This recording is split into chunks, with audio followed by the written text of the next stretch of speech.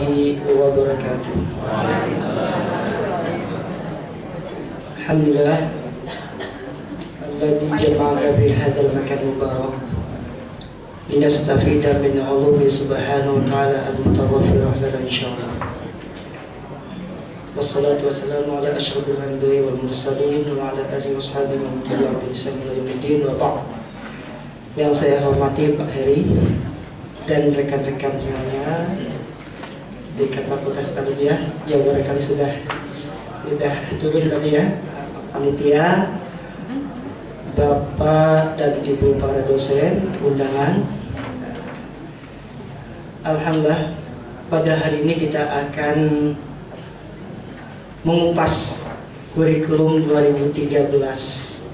Walaupun saya awalnya diminta kurikulum PAI dan implementasinya, tapi kok saya lihat eman kayaknya hanya mengupas PAI saja. PAI nanti boleh pada tataran implementasi. Untuk PAI ini ya kebetulan saya sebagai koordinator, bahkan sekarang boleh dikata single fighter. Saya sudah usulkan untuk menambah formasi baru, ditolak terus dengan ngandel. Udah Pak Faisal aja ya. Padahal agama itu enggak sederhana ya, agama itu tidak sederhana. Selain koordinator juga saya juga sebagai penanggung jawab untuk mengembang pendidikan karakter tahun 2010 di Bandung, Kota Bandung ya. Lalu mulai tahun 2011 di Maluku Utara, tepatnya di Kota Tiduri, rintisan sekolah karakter.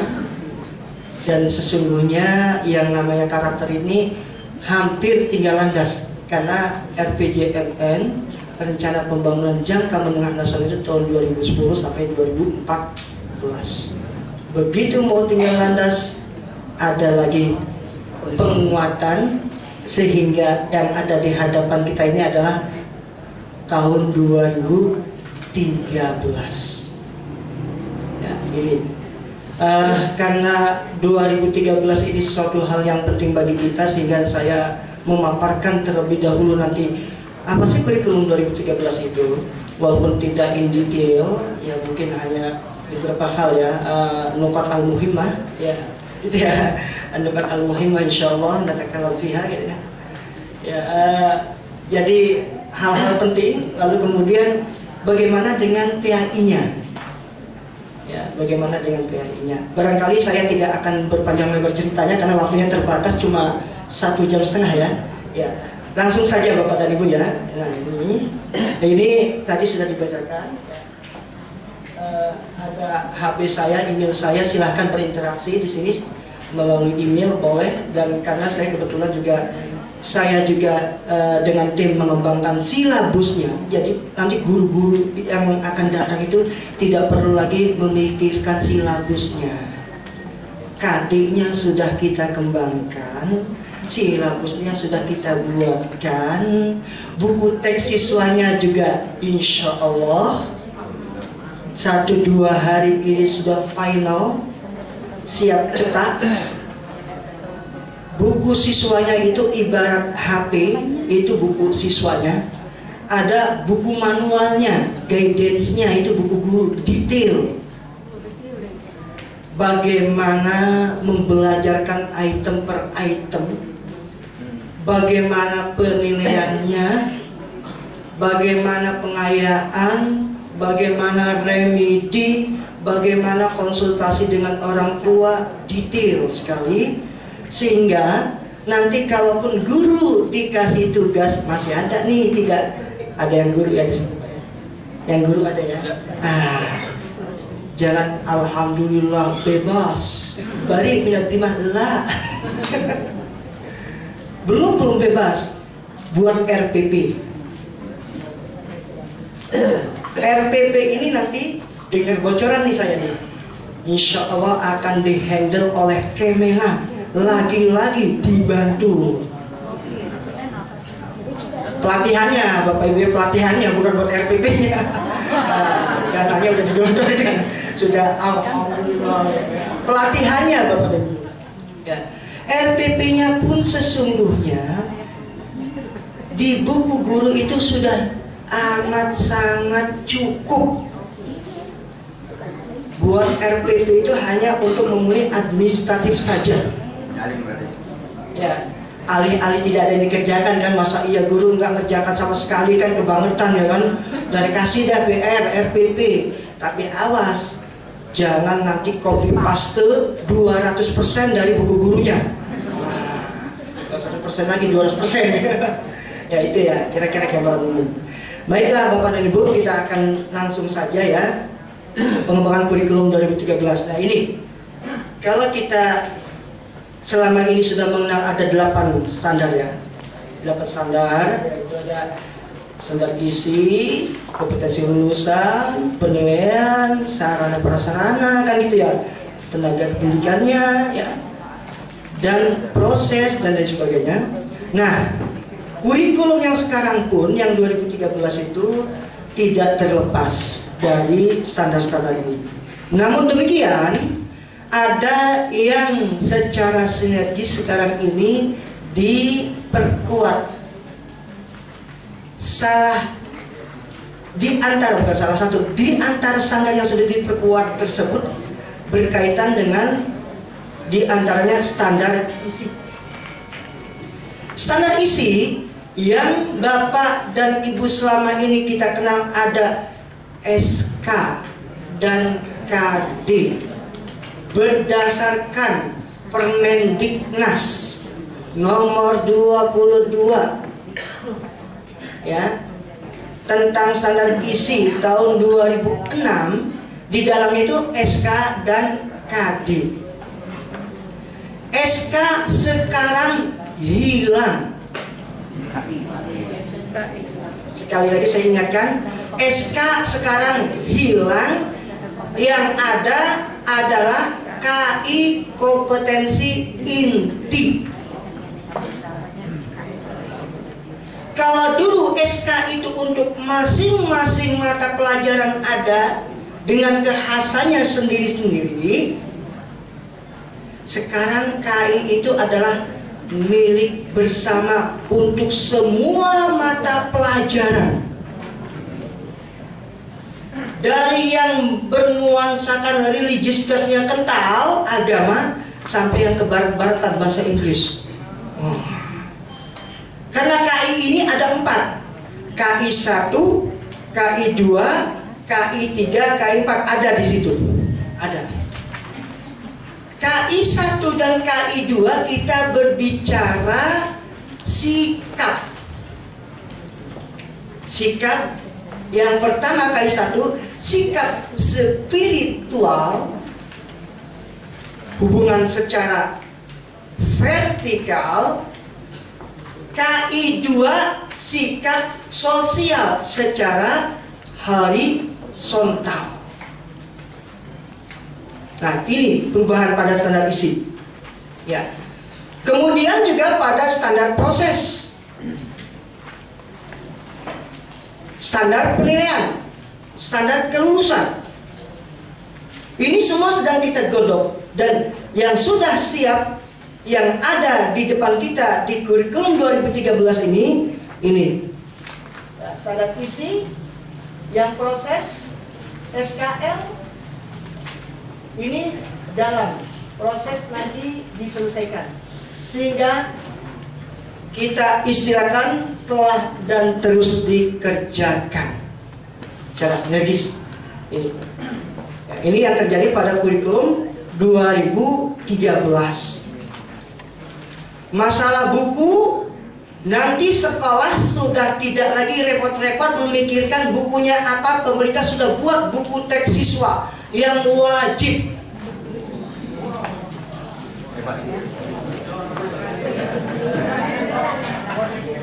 Bapak dan Ibu, kalau boleh saya cerita, di sini ada salah seorang penulisnya ada. Tuh.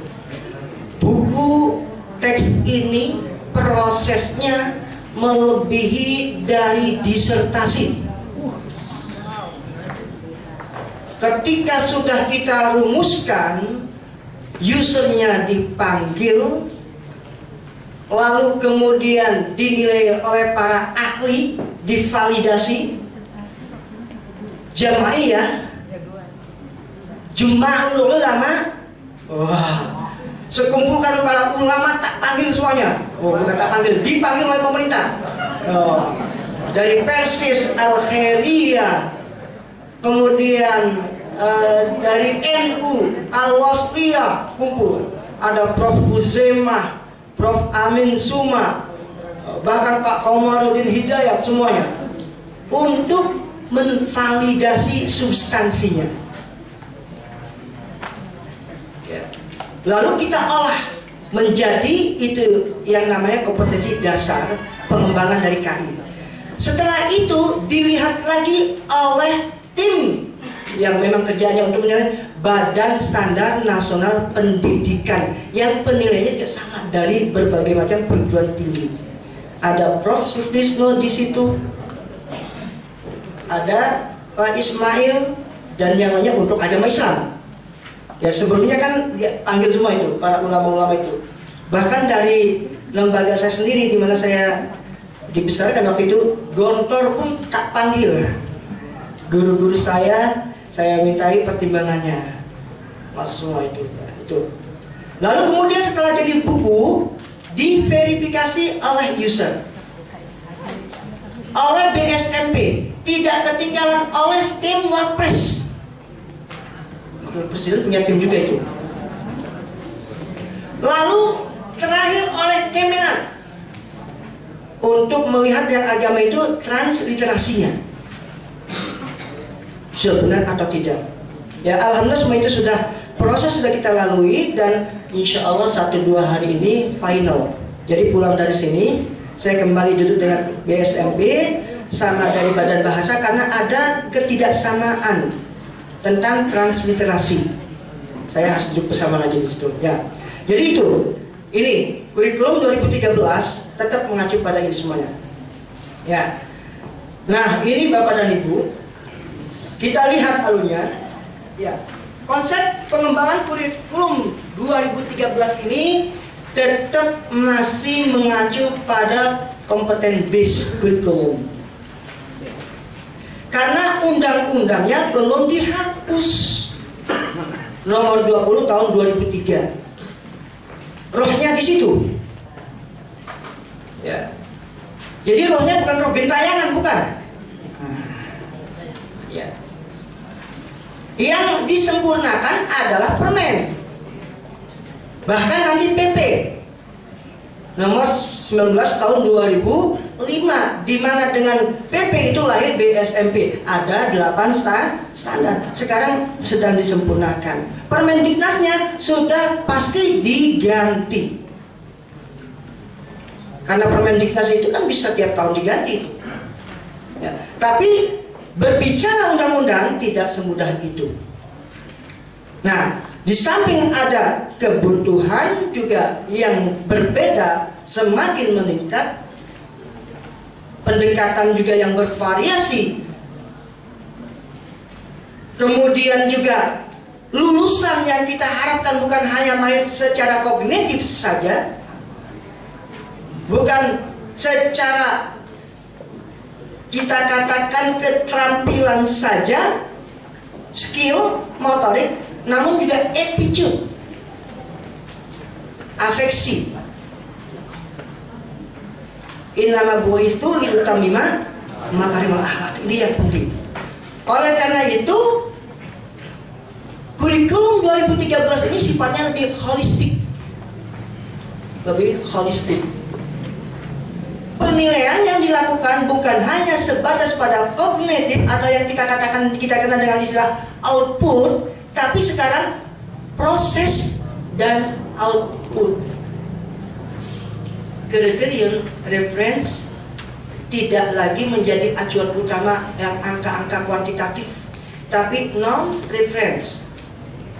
Ada knowledge, ada skill, dan ada attitude di sini. Ya. Lalu kemudian keseragaman di sini dibutuhkan yang berkaitan dengan masalah materi inti pembelajaran. Sehingga kenapa kita putuskan adanya kompetensi inti yang berlaku untuk semua mata pelajaran. ketika berbicara sikap spiritual KI 1, apakah matematika tidak mungkin, Bapak Ibu?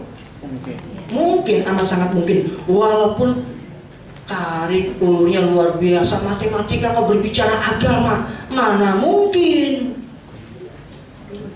Dan itu tidak benar. Saya sudah sampaikan pada Pak Dr. Eri, ketika kita mencermati fenomena alam, ya, itu membutuhkan research. Ketika ada research, itu tidak akan terlepas dari ya tadi itu scientific approach, ya, hitung-hitungan dan sebagainya. Sehingga matematika tidak akan terlepas dengan yang namanya KI 1, sikap spiritual. Lalu setelah kita mendapatkan knowledge, juga kita akan diantarkan bagaimana kita mempunyai karakter, bagaimana kita menghargai orang lain, bagaimana ilmu ini bisa bermanfaat untuk orang lain. Maka kita berbicara di sini terkait dengan masalah KI 2, sikap sosial. Maka selalu ikonnya itu ada kata-kata memiliki kejujuran, kedisiplinan, tanggung jawab. Nanti bisa dikait-kaitkan, terserah. Ya, terkait dengan apa? Apakah itu fakta? Apakah itu konsep? Apakah itu prosedur? Apa itu metakognitif? Terserah di sini. Ya. Sehingga ini membutuhkan satu proses yang luar biasa, proses yang memang holistik. Penilaian bukan hanya output saja, tapi by proses. Maka di sini ada secara pendekatan saintifik. Nah, baru kemudian kita berbicara di sini detail mata pelajaran, ada bahasa, matematika, agama dan lain sebagainya. Nah, intinya bahwa output akhir di sini adalah bagaimana ketiga ranah ini bisa dikombinasikan. Ada sikap, ada keterampilan, ada pengetahuan di sini ya. Nah, kalau kita lihat pada kurikulum 2004 dan KTSP yang selama ini dikenal tahun 2006, walaupun kalau saya boleh bercerita tadi dan saya ceritakan itu, tapi waktunya nih ya. Sebenarnya ini semuanya itu masih berdasarkan kompetensi KBK, berdasarkan Sisdiknas nomor 20 tahun 2003. Kurikulum 2013 melanjutkan itu. 2004 itu tidak ada, yang ada adalah mini piloting, pilot project. Hanya beberapa provinsi. Namun karena provinsi yang lainnya itu gengsi, maka ikut-ikutan menerapkan yang namanya kurikulum berbasis kompetensi. Maka kita kenal dengan istilah 2004, padahal tidak ada, karena tidak diketuk. Tidak ada keputusannya. Nah, pada tahun 2005 lahirlah PP nomor 19 tentang Standar Nasional Pendidikan. Baru di situ lahir BSMP. Ada 8 standar. Ketika BSMP menanyakan mini piloting ini 2004, di situ ada SK, KD dan indikator. Ditanya, indikator ini indikator apa? Dikatakan indikator minimal. Kata BSMP, kembalikan aja ke sekolah, sehingga lahirlah standar isi tahun 2006 yang di dalamnya hanya SK dan KD per mata pelajaran. Karena sekolah mengembangkan silabus dan dokumen satunya seperti yang lainnya, maka dikatakan kurikulum tingkat satuan pendidikan itu bajunya saja. Maka 2006 ini kita kenal dengan istilah kurikulum tingkat satuan pendidikan. 2007 sudah mulai dirintis karakter. Sampai ada sekolah contoh, sekolah yang mengimplementasikan karakter, yang kita tunjuk juga pilot projectnya di 17 provinsi. Salah satunya itu adalah Kota Bandung, dan saya sebagai koordinatornya. itu tahun 2010. Nah, ketika karakter ini mau tinggal landas mendekati 2014, dilihat lagi ada pengembangan-pengembangan, maka lahirlah konsep yang sekarang insya Allah akan menjadi 2013, sehingga pendidikan karakter sudah tidak lagi dibunyikan, karena dia sudah tercover pada KI 1 dan KI 2, itu berbicara karakter.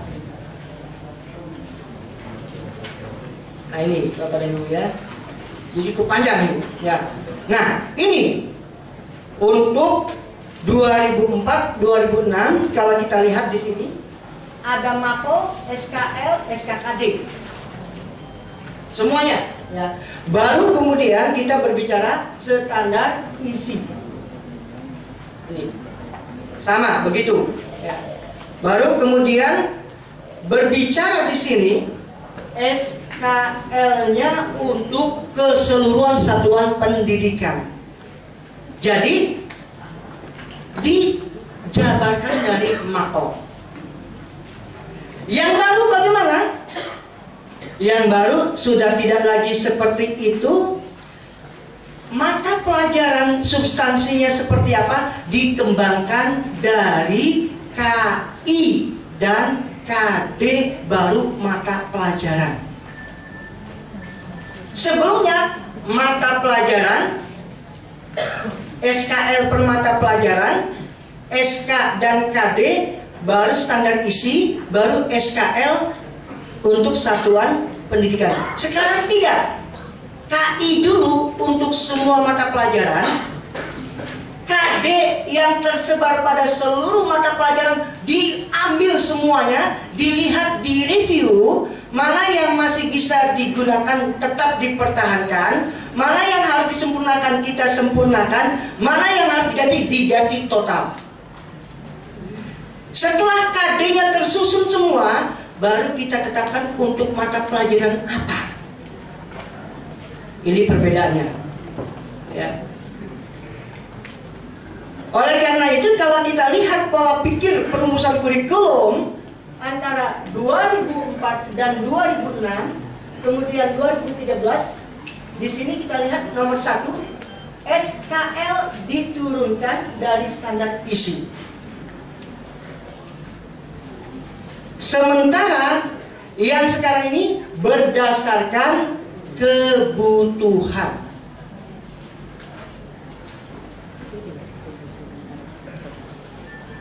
Yang kedua, standar isi dirumuskan berdasarkan tujuan MAPO, yang kemudian menjadi SK dan KD. Sebaliknya sekarang standar isi diturunkan dari SKL melalui kompetensi inti yang bebas mata pelajaran. Holistik.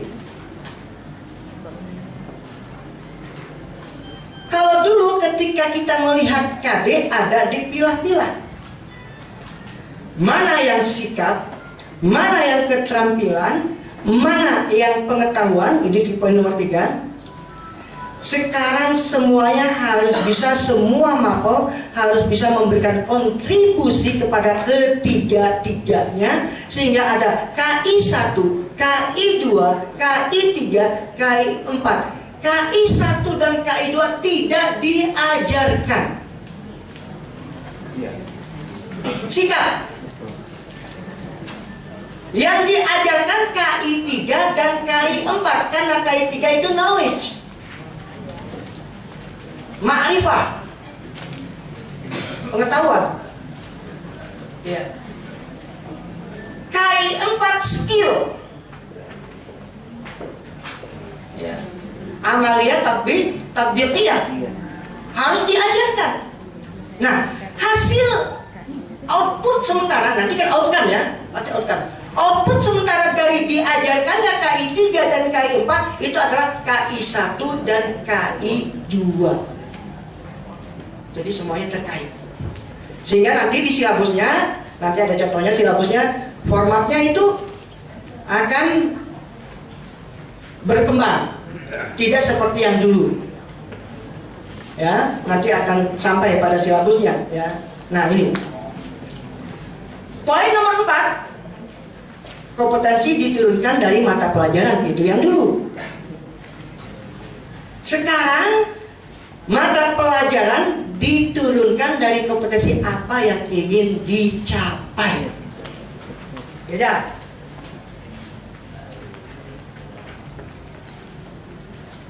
Ya, ini.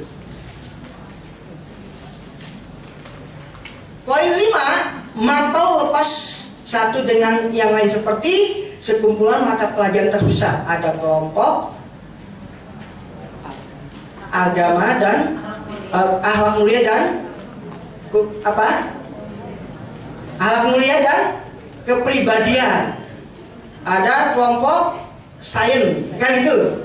Ada olahraga kesehatan jasmani. Ada estetika. Ada 5 kelompok.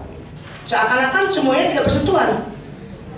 Sekarang semuanya diikat oleh yang namanya kompetensi inti untuk setiap kelas. Nanti gradasinya kita bermain pada cakupannya. Ya. Katakan kompetensi intinya kata-katanya sama. Tapi ketika melihat objeknya, dia bisa berbicara fakta, bisa berbicara konsep, bisa berbicara prosedur, bahkan sampai metakognitif. Nah, ini Bapak dan Ibu bukti bahwa kurikulum 2013 ini bukan makhluk aneh, bukan turun dari planet. Dia tetap dari ini, ya, Sisdiknas. Ya, pasal 38 di situ kerangka dasar dan struktur kurikulum dengan dasar dan menengah ditetapkan oleh pemerintah. Sekarang pemerintah yang menetapkan, ya. Kemudian dikembangkan sesuai dengan relevansinya oleh setiap kelompok atau satuan pendidikan atau komite sekolah atau madrasah di bawah koordinasi dan supervisi dinas pendidikan atau kantor departemen agama kabupaten atau kota untuk pendidikan dasar dan provinsi untuk pendidikan itu masih tetap. Nah, yang terpenting di bagian umum yang merah ini Bapak dan Ibu, bahwa pengembangan dan pelaksanaan kurikulum berbasis kompetensi tidak berubah, tetap. Kemudian yang namanya lulus dalam arti yang mencakup sikap, pengetahuan, dan keterampilan, sehingga nanti akan dipikirkan kembali bagaimana UN-nya yang sekarang sudah jadi masalah, ya. Sekarang pemerintah dapat PR besar ini, ya, bagaimana memikirkan itu. Jadi kembali lagi, ternyata memang kurikulum 2013 ini hanyalah pengembangan dari yang sudah ada, bukan makhluk baru. Terjadi penguatan di mana saja, ini Bapak dan Ibu di sini. Ketika di unsur guru, ya, ukuran atau tata kelola berbicara tentang kewenangan pada KTSP 2006, kewenangan guru hampir mutlak. Betul apa betul? Guru yang tetapkan siapa? Sekolah. Buku yang tetapkan siapa? Sekolah apa guru? Harusnya guru. Harusnya guru. Bukunya hanya satu atau boleh beberapa? Harus beberapa. Silabus yang buat siapa? Guru. RPP siapa? Guru. Hampir mutlak. Sekarang terbatas. Buku dari siapa? Pemerintah. Buku guru dari siapa? Pemerintah. Silabus dari siapa? Pemerintah. Sisa guru tinggal tidur. Masih ada RPP pelaksanaan. Karena ironis, masa RPP nggak boleh? Kalau gitu nggak usah ngajar dah. Nah, oleh karena itu dikatakan terbatas. Yang akan protes besar-besaran kira-kira siapa Bapak dan Ibu? Penerbit atau guru yang orang yang penerbit? Dua-duanya. Enggak Pak, guru masih bisa berbuat banyak. Dia bermain di RPP. Kalau RPP-nya bagus, deal dengan penerbit. Oh, penerbit baru mendekati dinas. Ya, terjadi lagi komisi.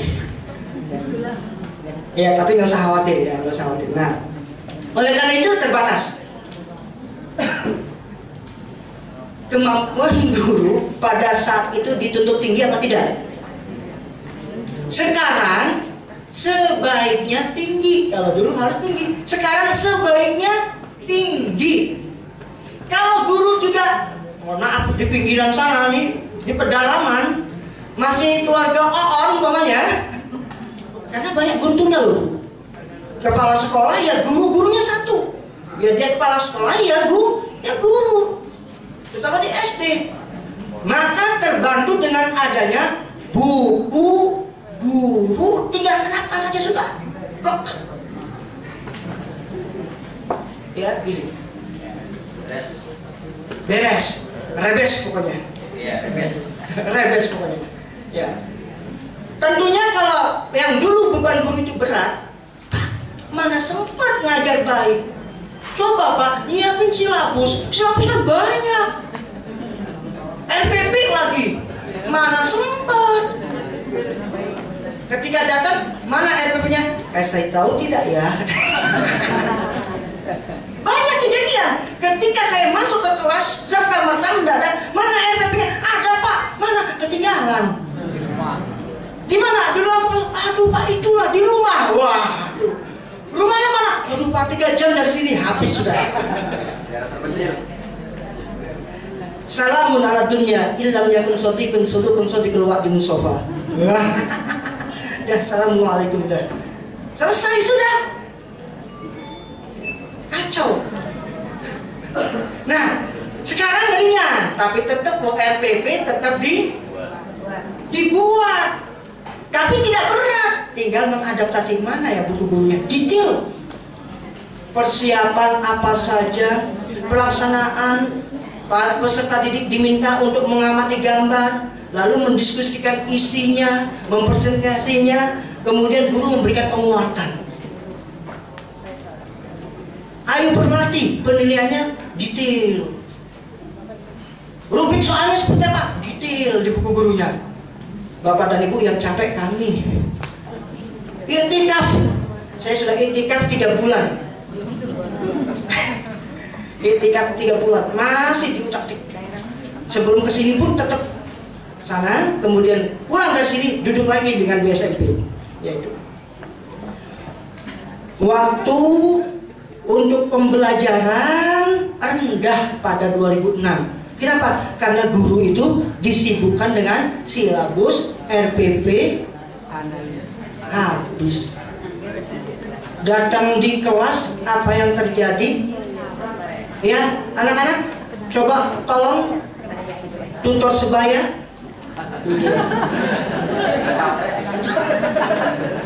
Iya. Kemudian dipilih salah satu penunjuk utama untuk itu kelas, nanti sampaikan laporannya atau hasilnya. Bapak ada urusan sebentar. Urusannya apa? Bayar kredit mobil. Pajak. Nah sekarang Bapak dan Ibu, waktunya itu ya di sini mana tadi? Rendah, sekarang tinggi. Banyak waktunya karena silabus sudah ada, bukunya sudah siap. Tidak perlu lagi guru memikirkan referensinya apa, karena sudah disiapkan. Nah, kalau buku pengayaan silakan, buku pengayaan silakan ya, boleh. Tapi buku babonnya, buku wajibnya tetap satu. Bapak dan Ibu tahu anak SD nanti kalau ini sudah diberlakukan. Yang sekarang, mohon maaf saya sambil berdiri. Kalau anak SD kalau bawa buku sampai gini-gini, bokok, tasnya berat. Yang akan datang itu enak, itu tematik, satu tema bisa untuk 2-3 minggu hanya satu buku saja. Masya Allah, nikmah. Nikmah apa nikmah?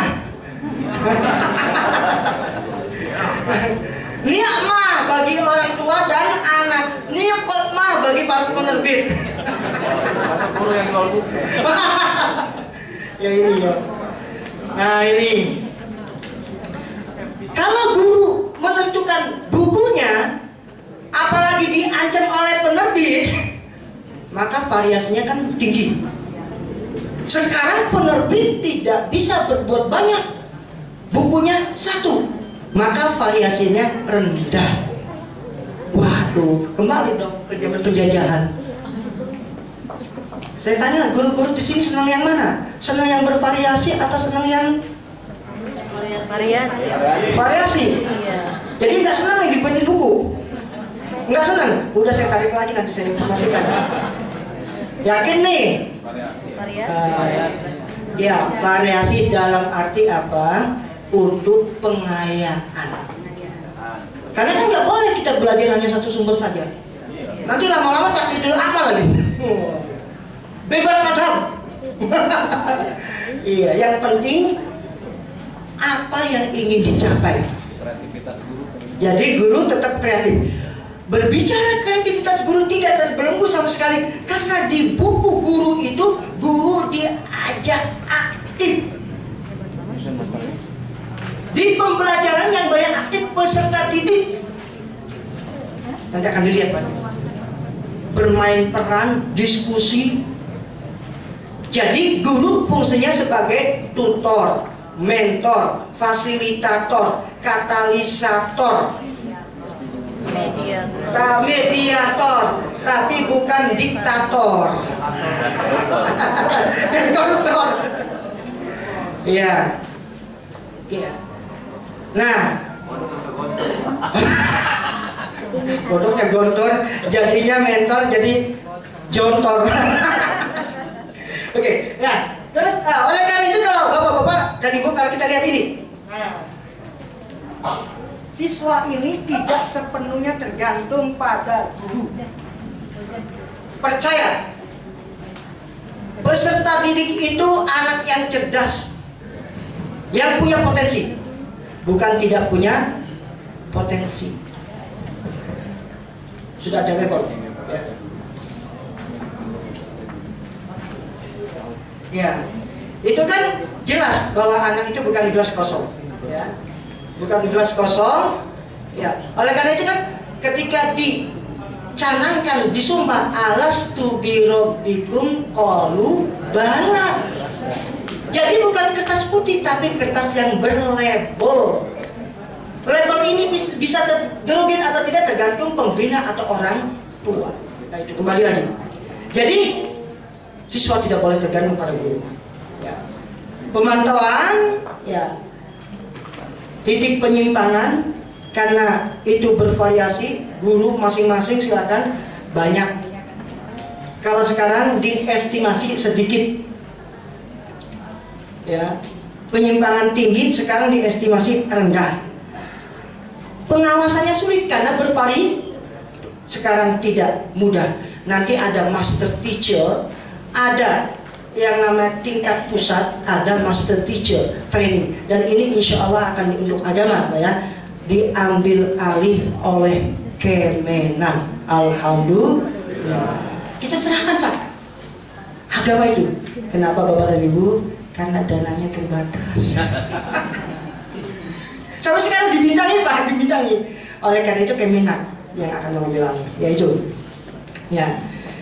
Nah, ini perbandingan tata kelola Bapak dan Ibu, ya. Ini detail sekali, ya. Silabus kalau dulu oleh guru, ya, mutlak. Sekarang silabus disiapkan. Ya. Kalau dulu pemerintah hanya SK dan KD, ya, pemerintah hanya sampai SK dan KD. Sekarang bukan hanya sampai pada SK-nya diganti menjadi kompetensi inti, KD, dan silabus. Itu komponen inti yang mutlak oleh pemerintah. Kecuali apa Bapak Ibu? Muatan lokal. Ya. Kemudian buku udah otomatis penerbit lemah. dulu kuat, sekarang lemah. Guru hampir mutlak, sekarang kecil, hanya untuk buku pengayaan, enrichment saja. Makanya masih tetap bervariasi. Ya, dan sebagainya. Kita percepat ya. Nah, langkah penguatannya kita sudah persiapkan buku siswa dan buku guru. Ya, kemudian ya kita juga akan mempersiapkan sarana prasarananya yang memadai. Kemudian pendampingan dari pusat juga nanti proaktif. Ya, amin. Insya Allah. Amin. Ya, amin ya Rabbal alamin. Bapak, amin, aminnya sampai kita apa, Pak? Amin. Nih, Pak Faisal berbicara sekarang begitu, nanti setelah berlaku coba kita lihat. Dan insya Allah Pak, kita akan kontak terus Pak ya. Nah, jadi pembelajaran menggunakan pendekatan saintifik melalui mengamati, menanya, mencoba, menalar. Dulu di standar proses kita kenal dengan istilah EEK, eksplorasi, elaborasi, dan konfirmasi. Sekarang bukan hanya mengeksplorasi saja, tapi juga dia observasi, mengamati, mencermati, mengkaji. Ya.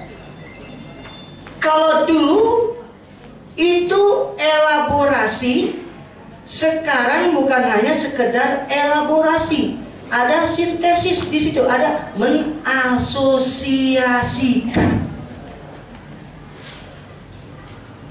Kalau dulu konfirmasi, si anak menjadi objek terus, ditanya terus. Sekarang bagaimana dibalik? Questioning, mempertanyakan, mengkritisi. Jadi anak dikasih waktu selesai untuk bertanya terus. Pak, ini apa? Pak, kenapa begitu? Bagaimana caranya? Kok itu jawabannya? Terus gurunya bilang, "Diam, yang guru saya apa kamu?"